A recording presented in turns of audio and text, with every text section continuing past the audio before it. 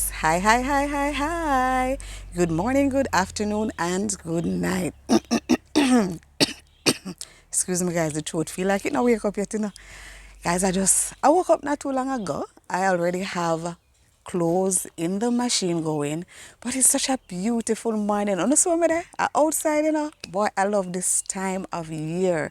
The weather is nice. It beautiful.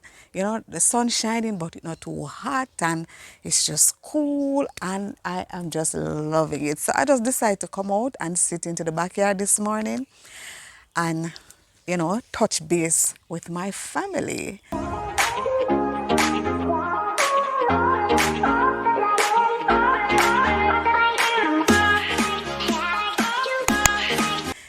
If you are new, my name is Nadine and welcome to my channel, God in the Home. To you, my regular subscribers, thank you so much for coming by every single time. And to you, my new subscribers, I appreciate it so much. Our family is growing little by little by little. I really do thank you so much for subscribing. If you are watching and you have not yet subscribed, feel free to go ahead, hit the subscribe button and become a member of our family. Remember, guys, I said all of you should know this by now. Say it with me. God is the foundation on which we build. And we believe that nothing else, anything else other than God, that is sinking sand. And no sinking sand around here. We want a rock solid foundation. Guys, the breeze are blowing. Feel good, you see? And especially the fact that I don't know, say, me in the perimenopausal stage, when me ready to get at, me get at, so I'm soaking up this fresh air and this nice cool breeze on the outside. You get what I say? Now, guys, me always I tell you my little takeaway when time I go to church, right? So when I went to church yesterday, the takeaway for me was about being good neighbors and being your brother's keeper, looking out for your neighbor. And a neighbor is not necessarily a person that is immediately beside you where you live or in front. Is just reaching out to persons who are in need of some assistance as long as we are able to do so, look out for others. It's really looking out for others in whatever way, shape, and form. But sometimes it can mean we immediate neighbor too. So I think what they're gonna be having week of prayer this week. Oh, look at that birdie. And them things that why me like come outside, because I just love nature. Yes. Sometimes I feed them. Yeah, sometimes I feed them. I don't feed them now though. I'm looking for food, Don't worry yourself, you soon get some. Yes, back to you guys. Yes. So the week of prayer, so they made the point that, look around inside church. There are, persons who, members who used to sit beside you, or even visitors too, who used to come and you don't see them anymore. Some may have moved to different parts of the world and they're going church there, and others may have gotten lost along the way. So the focus is gonna be praying for these persons who may have gotten lost along the way, for them to, to somehow find their way back to Christ. And also for if we know of anybody, we can, in addition to praying, we can, reach out, because sometimes somebody just need a reaching out, you know. It's not everybody don't want to be left alone. Sometimes persons just need somebody to just reach out, but you never know unless we try. So that is gonna be the focus.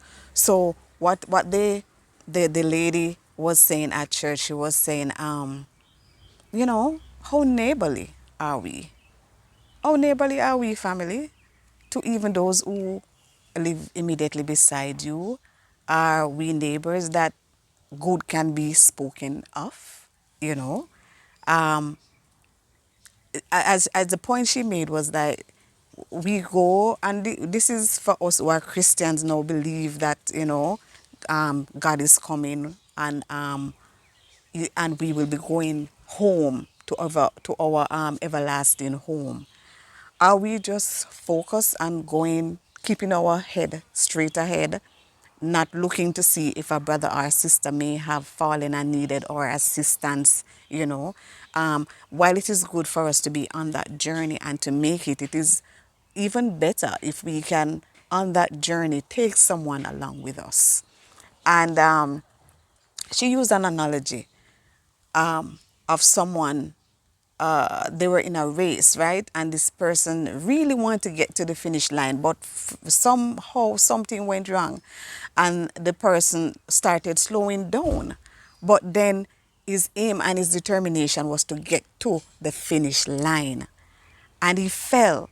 And even though he fell, he didn't stop. He started crawling underground, trying to make sure he gets to the finish line.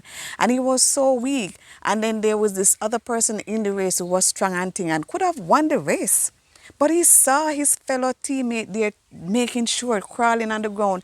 And he stopped and went back and picked him up and lift him. He could barely manage him though, but he lift him all the way to the finish line. Can you imagine that? Can you imagine? He could have gone, run and leave him. How many of us would have done that? But he stopped and picked him up and carried him to the finish line. And my mind goes back to some time when we were watching some movies, especially movies where you have like soldiers and they are in a war. And they are a team, they work as a team. And when one soldier is wounded, they will make sure that they go back and get that wounded soldier. They don't leave him out on the battlefield.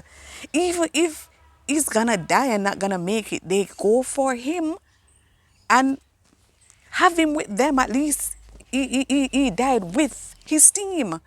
Among them, he wasn't alone.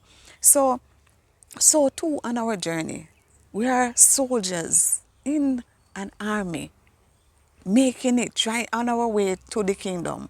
Some of us will get wounded along the way, but for the rest of us who are strong, let us not hold our heads straight.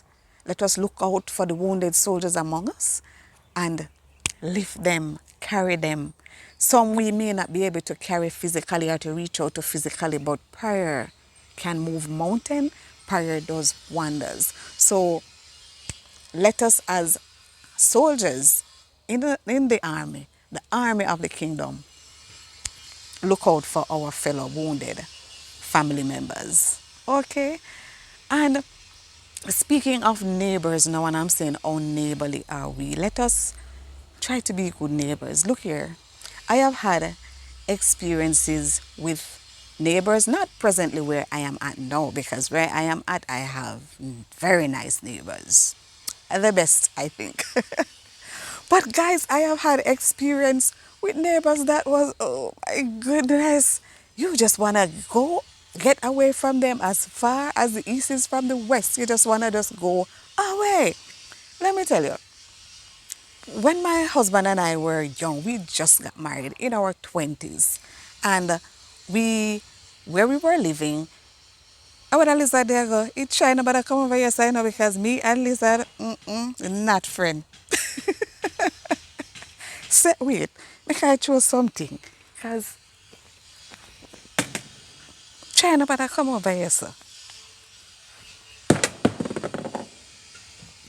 Hope him gone. Fly. Yes, no. So when my husband and I were younger and we just got married and we were living at this place, but we're young, we don't have no money like that, so we never have no house at the time, so we rented. So where we lived, the owners, they were an elderly couple, retired elderly couple, living there, and they rented us a portion of the house. But while living there, I don't know if because we were young or something, but we were adults trying to live our adult life. But I think they saw us as children because they had a problem if we should go away for the weekend and not let them know before that we are going and we will not be there for the weekend. It's like you have to come and tell them, say, I'm not going to be here, we're going to be so and so. And then now they want to know where you're going exactly. You get what I'm saying? Um, when we come home from work, we're tired. We're out working all day. And you come home, it's fine if we see them, we say good evening, because sometimes they might be sitting out on the veranda area. So we have manners. So we say good evening and thing and we go inside. But they have a problem when we come and say good evening and go inside. They say that we are gone all day and we come and we don't come and sit and talk with them. No, why do I need to go and sit and talk with them and sit and talk with them about what? Um, we rent the place, everything, we are good tenant, we have manners, but outside of that, I don't think I need to be all up in your space, and I don't think you need to be all up in my space. You get what I'm saying? And that's my opinion. This is your coming now, you want to be there. Yeah, the two of you at the end of the day, and you want to, they have an issue that you don't come in every day and sit and talk with them. And then the next thing is, um, it, there was a time when we had some friends over. And this was so embarrassing because we have some friends over and we were not loud people, because we're not that type of a people. And we were in the living area and we were talking and laughing. The man and his wife was on the veranda. The next thing I know is the man that come at the door, didn't even knock, he just come and step in at the front door and to say that we are disturbing them. Okay. Okay. And there were other things, but we just couldn't deal with that. So that was the first experience living somewhere with neighbors who I thought was just just not the type of neighbor that I would prefer. You get what I'm saying? Then we moved from that location, went to another location, and there were two houses in the yard.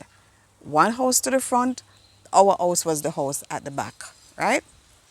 We and the neighbor, we were fine. As a matter of fact, we moved there first and was living there in the house at the back.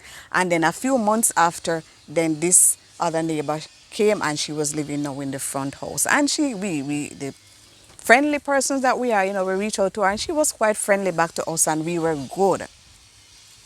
We were good until my husband bought a car, our first car.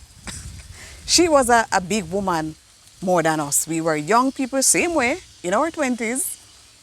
And she could have been like our parents. And we were good until when we bought a car.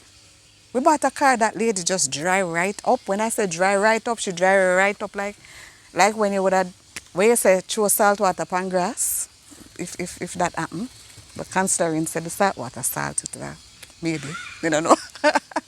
But she just drive right up. And I couldn't understand. We say good morning, this lady would not answer. She would just start have an issue with everything. And we were good. And the day we buy a car, that's it. The lady change. Change like our green lizard change color. But we will still continue. See her say hello, even though she don't answer, we still say morning because we were brought up properly. We got good home training from the best parents. Yes.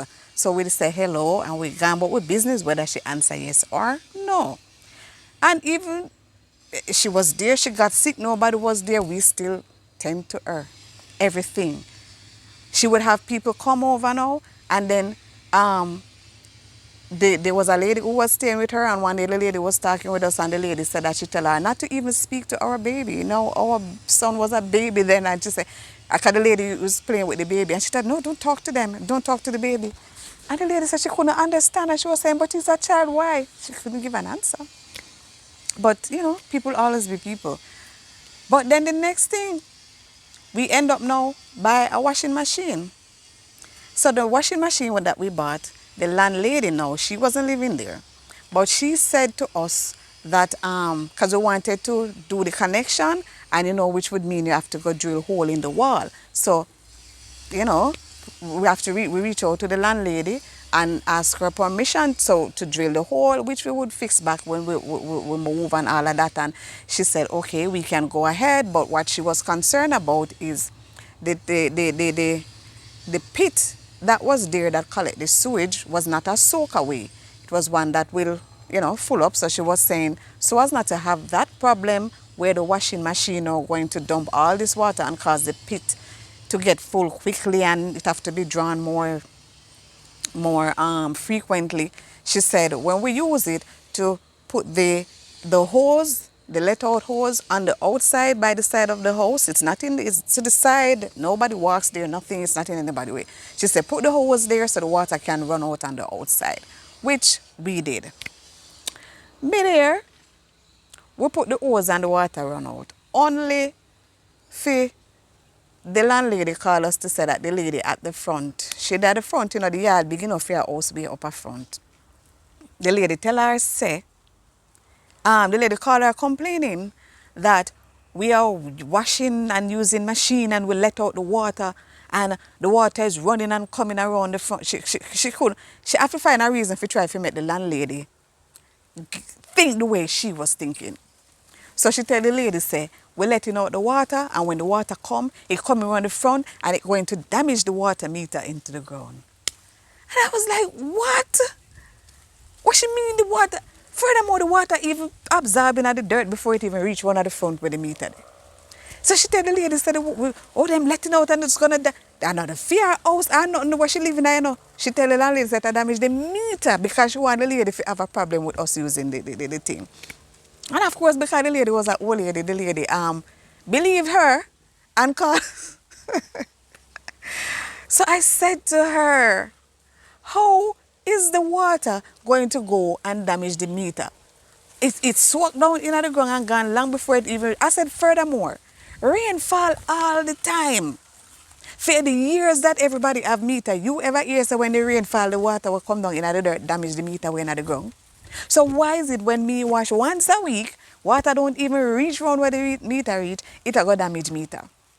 So I just couldn't get it. And it was things like these.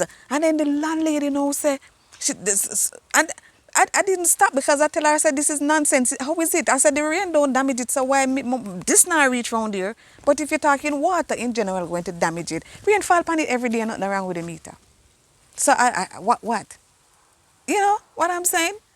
So she come off of that argument, no, and then she would have issues like some of the times I would like if somebody is to come to the house to do a repair or something, she doesn't call to find out when is most appropriate for us, for somebody to come.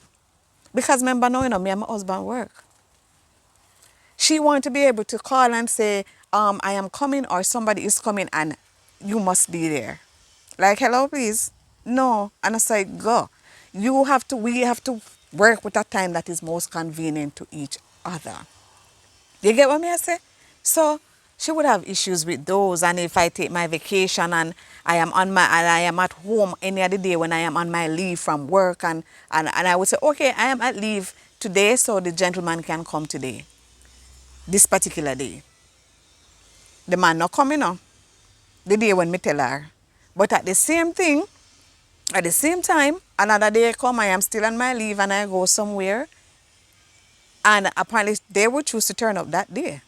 And then when I come home, I would get messages left on the something on the phone to say that you said you were on your leave and I came there and and this is how they would be talking to us, shouting and quarreling and whatever. And I'm like, I am on my leave. I did not take my leave to stay home for the entire days to wait on you. I give you a day when you can come when I am there. I didn't take my leave.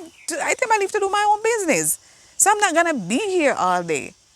You hear what I say? So it is things like these and experiences like this, and there are others that me just say, God, this is not it. This cannot be it. Me never cut out for this. This is not the type of living that I want. I can't deal with that. So it damaged me, messed me up so much that I said to my husband, you know what? I want to move and I don't want to move, go nowhere where I'm living in a no house with nobody else. The very first one was where the two elderly couple were now. This one with this neighbor at the front, and she just seemed to have an issue with everything that we do, which is not bad things, but me not know is what. But me just say, you know what, me no want live nowhere where nobody else there. Me want somewhere where for we house, in a for we yard, me don't want the house giant and for nobody house, me don't want none of them something there.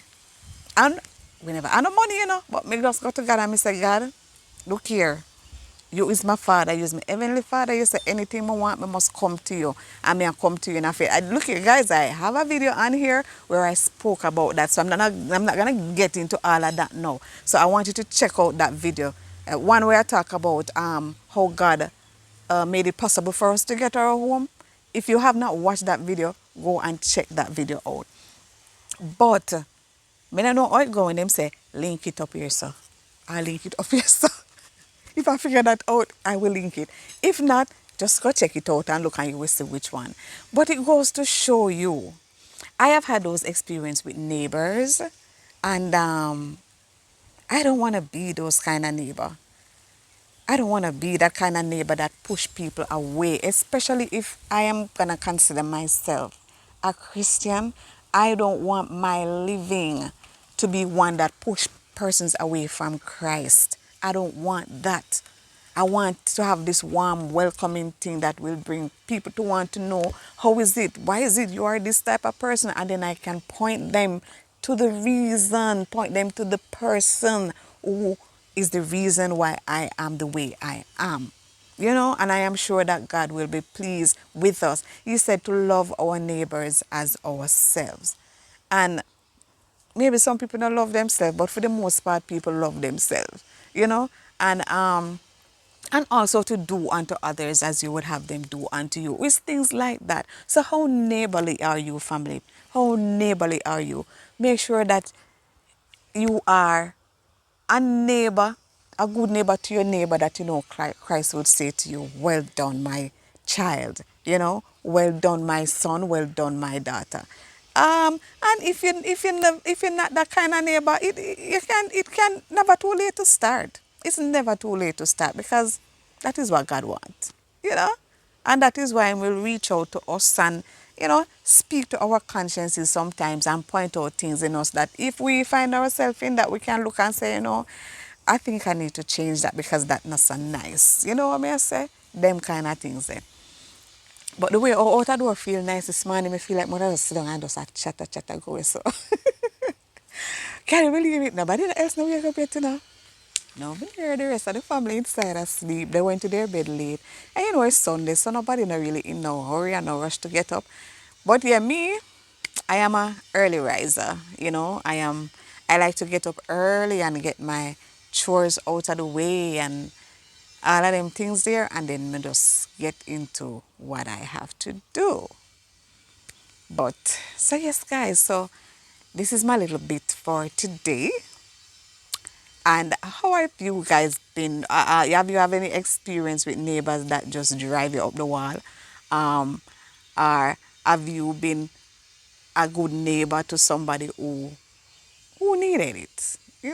And some persons don't want to be bothered, and I get that, and I respect that and understand it because it's not everybody is the same.